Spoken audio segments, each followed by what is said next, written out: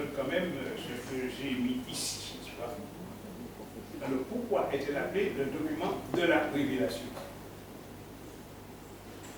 Nous avons dit, n'oubliez pas, c'est une combination de divers livres, tu vois, mis ensemble, rassemblés, tu vois, pour former un document exceptionnel appelé ou dit le document de la révélation. Donc maintenant, pourquoi le document de la révélation? Qu'est-ce que ça nous révèle en fait? Ça nous révèle Dieu. Oui, ça nous révèle Dieu. Et c'est un mot effectivement qui parfois n'est pas toujours admis par les hommes, par la question de Dieu. Je dis toujours une chose, que nous appelons Dieu ce qui nous transcende, qui est au-dessus de nous, et que nous ne comprenons pas, que nous ne voyons pas.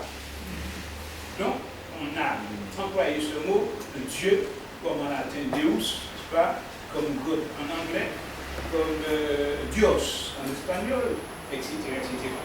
Alors, mais c'est pour désigner effectivement un être exceptionnel qui n'est pas parmi nous. Alors, j'ai mis deux parce que l'être par excellence, invisible en même temps, qui est invisible, qui est au-dessus de toute chose et qui est appelé Dieu, donc entre guillemets, de qui toute chose prend sa source ou son origine, tire, plutôt je préfère l'expression, tire sa source ou son origine, et de qui aussi toute chose dépend.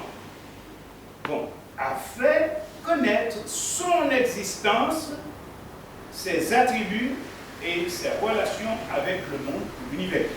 D'accord? Je me répète, de parce que l'être par excellence, qui est au-dessus de toute chose et qui est appelé Dieu, voilà, l'être invisible bien sûr, de qui toute chose tire sa source ou alors son origine et qui est au-dessus de tout, tout dépend de lui, donc nous a fait connaître donc, par ce document, eh bien, son existence, ses attributs et sa relation surtout avec les hommes. Oui? Parce que, en fait, nul ne savait qu'il existait un Dieu à un certain moment. Vous savez que malgré, depuis la création,